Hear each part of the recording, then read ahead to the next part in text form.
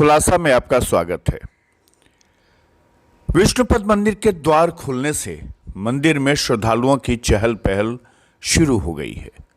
गया के अंतः सलीला फल्गु तट पर स्थित विष्णुपद मंदिर के पट 77 दिन बाद खुलने के बाद घंटियों की गूंज से धार्मिक आस्था से जुड़े लोग अब तृप्त हो रहे हैं। मंदिर में शांताकारम भुजगसेनम पद्मनाभम सुरेशम का श्लोक पाठ के साथ ही भगवान विष्णु की आराधना से वातावरण गुंजायमान हो रहा है।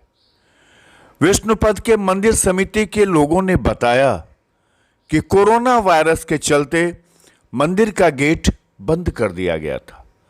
श्रद्धालुओं के लिए सरकार के आदेश आने के बाद मंदिर का गेट बंद होने के बाद सिर्फ पुजारी लोग आते थे और भगवान विष्णु की पूजा अर्चना करते थे।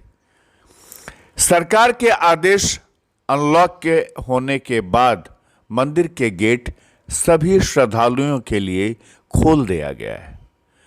मंदिर का गेट खुलने के बाद मंदिर में विष्णु चरण के पास महापूजा किया गया। नारियल फोड़कर गर्भगृह को खोला गया। सुरक्षा के गर्भगृह में एक बार में 10 श्रद्धालु ही जा सकते हैं। मंदिर के दर्शन के बाद 10 श्रद्धालु ही बाहर आएंगे। आप इस गर्भगृह में आपको लिए चलते हैं और विष्णुपद की पूजा दिखाते हैं।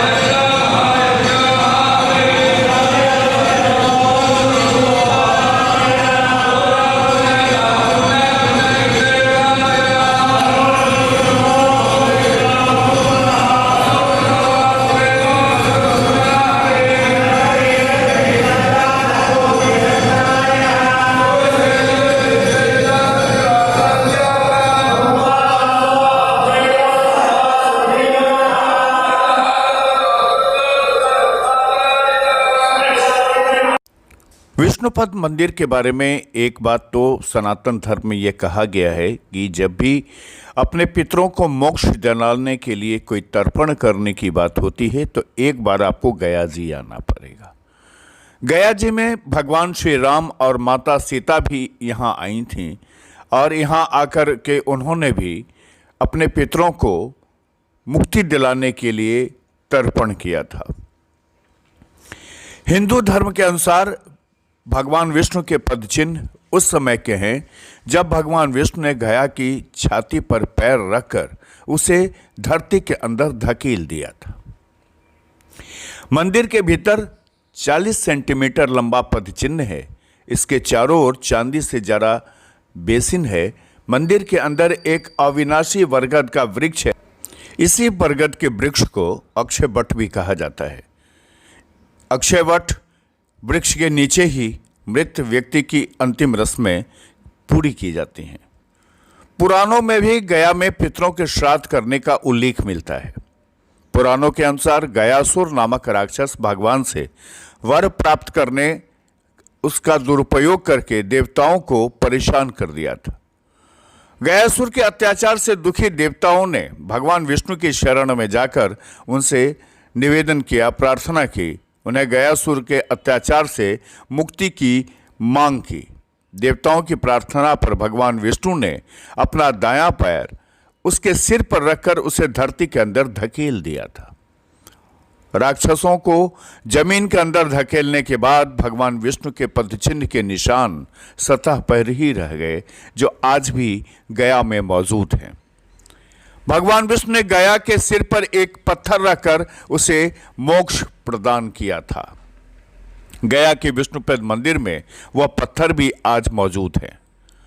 भगवान विष्णु द्वारा गयासुर का वध करने के बाद उन्हें गया तीर्थ से मुक्तिदाता माना गया है। सुनिए यहाँ के पुजारी लोग क्या कहते हैं। इसी तरह से पिंडदानियों का भी व्यवस्था मेरा यही है कि एक बार पिंडदानी 10-15 आएंगे, वो पिंडदान करके जब निकलेंगे तो दूसरे को पिंडदान करने की अनुमति दी जाएगी, क्योंकि पिंडदान यहाँ 5 बजे शाम तक होता है। इसलिए कोई दिक्कत नहीं है। अभी तो कम संख्या में लोग आएंगे, जैसा हम लोग को विश्वास है 31 तारीख तक, क्योंकि जब तक सब ट्रेन चालू नहीं होती है तब तक भीड़ की संभावना कम है। और ऐसे तो लोकल लोग दर्शनार्थी लोग आ रहे हैं, मास्क लगा के आ रहे हैं। हम लोग का ऐसा आदेश है कि मास्क लगा के आए, कृपया कर बीमारी लोग अंदर दर्शन करने नहीं आए। कहा जाता है कि गया में तर्पण करने से व्यक्ति को स्वर्गलोक की प्राप्ति होती है। गया से लगभग 8 किलोमीटर की दूर प्रेतशिला में पिंडदान करने से पितरों का उद्धार होता है। कहा जाता है कि गया में प्रतिपक्ष में फल्गु नदी के किनारे विष्णुपद मंदिर के करीब अक्षय वट के पास पिंडदान करने से पितरों को मुक्ति मिलती है। गया की कहानी अद्भुत है। विष्णुपद भगवान विष्णु के पद के चिन्हों की पूजा आज भी वहाँ की जाती है और इस पूजा के लिए लॉकडाउन के 77 दिन तक सिर्फ मंदिर में पुजारी ही आते थे। अब अनलॉक डाउन शुरू हो गया है तो पूजा शुरू हो गई है। गया से अजीत कुमार और पंकज कुमार की यह खास रिपोर्ट।